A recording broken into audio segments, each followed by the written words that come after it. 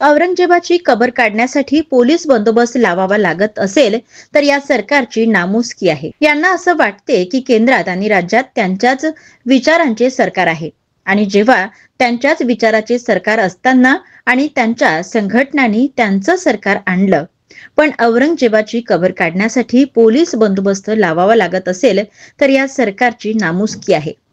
या सरकारने सत्तेत येण्यासाठी हिंदू मुसलमान वाद निर्माण करून लोकांना गुमराह केले, दिशाभूल केली आणि महत्त्वाच्या प्रश्नावरून डायव्हर्ट केला आहे। आणि त्याच सरकारला आता औरंगजेबाच्या कबर काढण्यासाठी सुरक्षित ठेवण्यासाठी पोलीस बंदोबस्त लावावा लागत आहे। सुरक्षा वाढवण्यात आली आहे। तर मिलिंद एकबोटेंना 5 एप्रिलपर्यंत जिल्हा बंदीचे आदेश देण्यात आले आहेत। शासनाने लवकरात लवकर औरंगजेबाची कबर काढावी।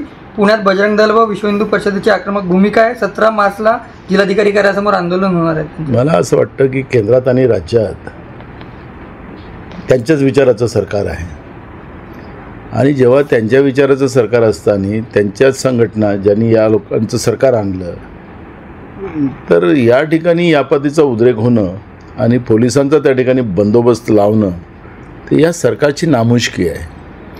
म्हणजे सरकारने सत्तेमध्ये येण्यासाठी हिंदू मुसलमान वाद निर्माण करून लोकांना गुमराह केलं, दिशाभूल केली, मूळ प्रश्नावरून डायव्हर्ट केलं आणि त्याच सरकारला आत्ता औरंगजेबाच्या कबरेला सुरक्षित ठेवण्यासाठी पोलीस बंदोबस्त लावावा लागत असेल तर हे तर खऱ्या अर्थानं त्यांचं दुर्भाग्यच आहे।